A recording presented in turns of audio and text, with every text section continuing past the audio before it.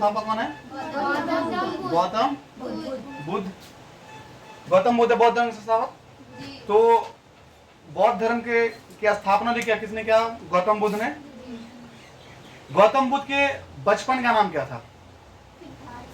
गौतम बुद्ध के बचपन का नाम था सिद्धार्थ। क्या नाम था? सिद्धार्थ। और गौतम बुद्ध का जन्म कब हुआ था? तो 563 ईसा पूर्व में। क्लियर है? 563 ईसा पूर्व में हुआ था। उसके बचपन का नाम था सिद्धार्थ। गौतम बुद्ध के बाप का नाम क्या था? तो गौतम बुद्ध के बाप का नाम था शुद्धोधन। शुद्धोधन है ना। और उसकी माँ का नाम था महामाया। जब गौतम बुद्ध सिर्फ और सिर्फ 7 दिन का था तो उसकी माँ महामाया का मृत्यु हो जाती है, जिसके बाद गौतम बुद्ध का जो लालन पालन या फिर उसको बोलते हैं पालन पोषण किसने किया? उसकी मौसी जिसका नाम था गौतमी उसको पालती पोसती है। सिर्फ और सिर्फ जब 7 दिन रहता तो उसकी माँ की मृत्यु हो जाती है। क्लियर है? उसके बाद गौतम बुद्ध का जो पिता है उसकी मौसी, मतलब कि उसकी मौसी को ही, जो गौतमी है उसको ही सेकेंड वाइफ, मतलब कि उसकी सौतेली माँ बना देता है। या पूछे अगर कि गौतम बुद्ध की सौतेली माँ कौन थी? तो सौतेली माँ कौन थी? गौतमी थी, जिन्होंने गौतम बुद्ध को पाला पोसा था। क्लियर है? अब आते हैं हम लोग गौतम बुद्ध के बारे में। तो गौतम बुद्ध जो बौद्ध धर्म की बात करते हैं, तो गौतम बुद्ध जब 16 वर्ष की अवस्था में जाता है तो उसका विवाह यशोधरा से हो जाता है। किससे होता है? यशोधरा से। सिर्फ और सिर्फ 16 वर्ष की अवस्था में उसका एक बेटा होता है। गौतम बुद्ध का एक बेटा। तो गौतम बुद्ध के बेटा का नाम क्या था? राहुल था। गौतम बुद्ध के बेटा का नाम राहुल था। गौतम बुद्ध 29 वर्ष की अवस्था में अपने राज्य में एक दिन घूमने के लिए निकलता है। अपने राज्य में एक दिन घूमने के लिए निकलता है तो वो 4 चीजें को देखता है। 4 चीज को। किस किस चीज को देखता है? 4 चीज को। पहली चीज, बूढ़ा व्यक्ति, बीमार व्यक्ति और मृत शरीर और सन्यासी। 4 चीज को देखता है। और देखने के बाद उसके मन में बैरागी की इच्छा जागती है। बैरागी मतलब कि गृह त्याग की इच्छा जागती है। और गृह त्याग की जब इच्छा जागती है तो वो 29 वर्ष की अवस्था में अपना गृह त्याग देता है, मतलब घर छोड़ करके चला जाता है। क्लियर है? उसके बाद वो गृह त्याग के बाद जाकर के सन्यासी जीवन जीने लगता है। तो सन्यासी जीवन लगभग 6 वर्ष की कठोर तपस्या करता है। 6 वर्ष की कठोर तपस्या करता है। तो 6 वर्ष की कठोर तपस्या के बाद गौतम बुद्ध जो है, गौतम बुद्ध को फल्गु नदी के तट पर या किनारे पर पीपल के पेड़ के नीचे ज्ञान की प्राप्ति होती है। और वो दिन कौन सा रहता है? अप्रैल, जिसको हम लोग चैत पूर्णिमा या फिर बुद्ध पूर्णिमा कहते हैं। कौन सा? अप्रैल, चैत पूर्णिमा का दिन था, जिस दिन उसका जन्म भी हुआ था। चैत पूर्णिमा में ज्ञान की प्राप्ति भी गौतम बुद्ध को पूर्णिमा में और मृत्यु भी पूर्णिमा में। याद रहेगा? गौतम बुद्ध के ज्ञान की प्राप्ति, गौतम बुद्ध का जन्म और गौतम बुद्ध की मृत्यु, तीनों जो है ना चैत्र पूर्णिमा में हुई है। क्लियर है?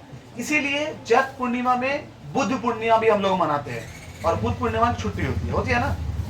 तो बुद्ध पूर्णिमा जो मनाते हैं हम लोग इसलिए क्योंकि गौतम बुद्ध को ज्ञान की प्राप्ति हो या गौतम बुद्ध की का जन्म हो या गौतम बुद्ध की मृत्यु हो, तीनों जो है ना वो पूर्णिमा में ही हुई है।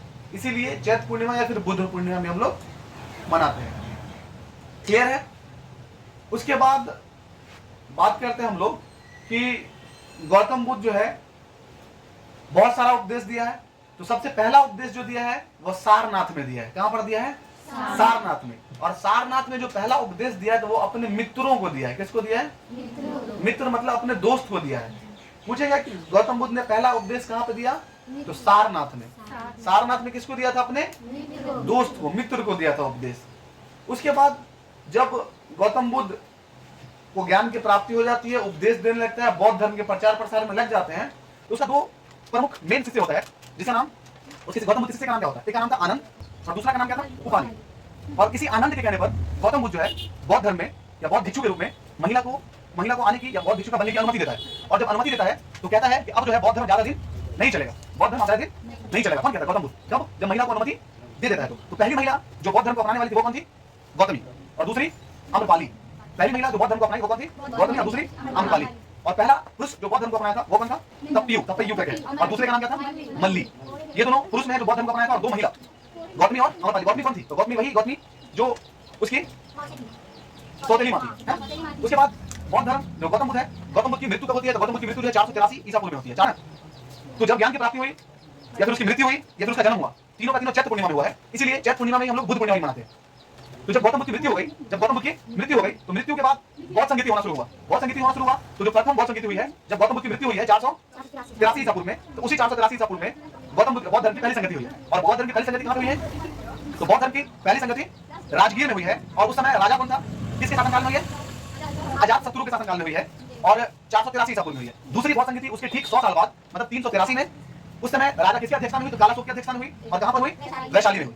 तीसरी बौद्ध संगति हुई है वो अशोक की अध्यक्षता में हुई है, वो 255 ईसा पूर्व में हुई है, और पाटलिपुत्र में हुई है। और चौथी बौद्ध संगति हुई है वो प्रथम कुंडलवन में, और उस समय जो उस चौथी बौद्ध संगति उसका अध्यक्षता किसने किया था? कनिष्क ने किया था। और ये कहां पे हुआ था? कुंडलवन में हुआ है ना। तो चौथी बौद्ध संगति के बाद बौद्ध धर्म जो है वो दो भाग में विभक्त होता है, एक तो हीनयान और दूसरा महायान। तो अब हम लोग हीनयान और महायान की बात करेंगे। तो यहाँ पे है देखो हीनयान। तो हीनयान जो था वो जो गौतम बुद्ध का उपदेश था, जो गौतम बुद्ध का ज्ञान था, उस उपदेश और ज्ञान में कोई परिवर्तन नहीं किया। जैसे जैसे गौतम बुद्ध ने कहा था वैसे ही वैसे उसका पालन किया, कोई चेंजिंग नहीं किया। लेकिन वही महायान की बात करेंगे तो वो गौतम बुद्ध के उपदेश को अपडेट करते हुए पूरा का पूरा अपडेट कर दिया अपने हिसाब से, मॉडर्न बना दिया, है ना। तो हीनयान में कोई परिवर्तन नहीं है, कोई परिवर्तन नहीं है उपदेश में। लेकिन महायान में उसको आधुनिक बना दिया गया है, परिवर्तन करके आधुनिक बना दिया गया है। और आधुनिक बना करके इसको वज्रयान शाखा में बदल दिया गया। किस शाखा में?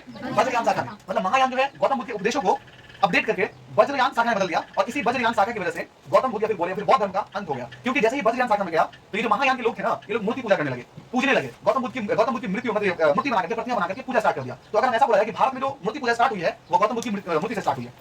भारत में तो सबसे पहले मूर्ति पूजा स्टार्ट हुई है वो गौतम बुद्ध की मूर्ति पूजा से स्टार्ट हुई है। तो और इसी कारण से जो है ना बौद्ध धर्म का कहीं ना कहीं अंत हो गया, ये वज्रयान शाखा की वजह से, क्योंकि इन लोगों ने गौतम बुद्ध की प्रतिमा बना करके पूजना शुरू कर दिया था, है ना। और जैसे कि आगे लिखा गया है कि वज्रयान शाखा बौद्ध धर्म के विनाश का कारण बना, क्योंकि इसी की वजह से मूर्ति पूजा शुरू कर दिया गया था, है ना। फिर आगे लिखा यहाँ पे कि उदंतपुरी विश्वविद्यालय में महायान से संबंधित उदंतपुरी विश्वविद्यालय जो है वो बनाया गया है, वो किस धर्म से संबंधित? बौद्ध धर्म से संबंधित है। और बौद्ध धर्म किससे? तो महायान से। बौद्ध धर्म किससे? महायान से संबंधित है।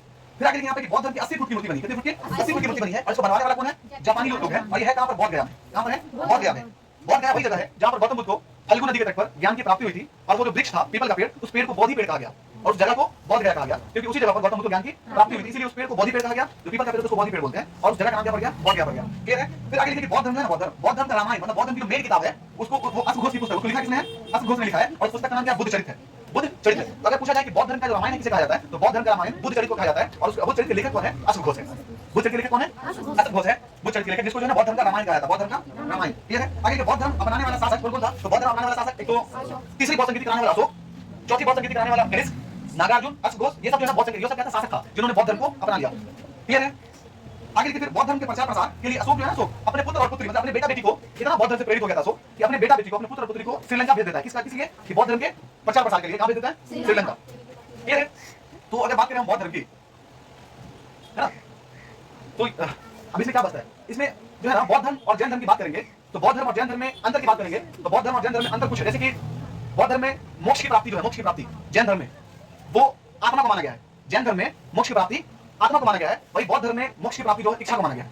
गौतम बुद्ध का कहना था कि हमारी इच्छा जो है जितनी छोटी रहेगी हमको मोक्ष की प्राप्ति उतनी जल्दी हो जाएगी। हमको इच्छा बड़ी नहीं रखनी है, क्योंकि अगर इच्छा अधूरी रह जाएगी तो वही अधूरी इच्छा पुनर्जन्म का कारण बनेगा। इसलिए हमको इच्छा रखनी है वो जितनी कम से कम रखनी है ताकि पुनर्जन्म का कारण न बने। वही जैन धर्म में पुनर्जन्म की जो धारणा है वो किस तरह की गई है? आत्मा पर रखी गई है। क्लियर है। उसके बाद धर्म के संस्थापक कौन थे? महावीर स्वामी।